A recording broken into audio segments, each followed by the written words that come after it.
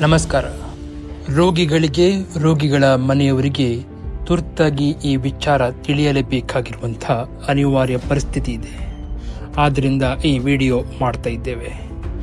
ನಾಗರಿಕರ ಆರೋಗ್ಯ ಸೇವೆಯ ಬಗ್ಗೆ ಕಾಳಜಿ ವಹಿಸಬೇಕಾದ ಸರ್ಕಾರದ ದಿವ್ಯ ನಿರ್ಲಕ್ಷ್ಯ ಹೇಗೆ ಜನಸಾಮಾನ್ಯರ ಬದುಕಿಗೆ ಕೊಳ್ಳೆ ಇಡುತ್ತಿದೆ ಎನ್ನುವುದಕ್ಕೆ ಮತ್ತೊಂದು ಉದಾಹರಣೆ ನಮ್ಮ ಕಣ್ಣ ಮುಂದೆ ಇದೆ. 108 ಆಂಬ್ಯುಲೆನ್ಸ್ ಸೇವೆ ನೀಡುವ ಚಾಲಕರಿಗೆ 3 ತಿಂಗಳುಗಳಿಂದ ವೇತನ ಬರುತ್ತಿಲ್ಲ. ಇದರಿಂದ ಅವರು ಜೀವನ ನಿರ್ವಹಣೆ ಮಾಡುವುದೇ ಕಷ್ಟಕರವಾಗಿದೆ.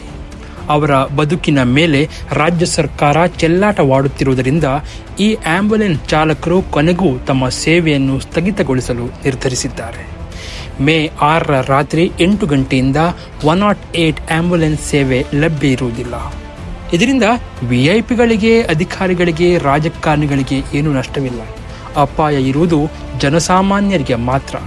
ಸರ್ಕಾರದ ಬಳಿ ಬಿಟ್ಟಿ ಭಾಗ್ಯಗಳನ್ನು ಕೊಡಲು ಹಣವಿಲ್ಲದೆ ಅದು ಒದ್ದಾಡ್ತಾ ಇರುವಾಗ ಇಂಥ ಅಗತ್ಯ ಮತ್ತು ಅನಿವಾರ್ಯ ಸೇವೆ ಕೊಡಲು ಎಲ್ಲಿಂದ ಸಾಧ್ಯ ಅಲ್ವೇ?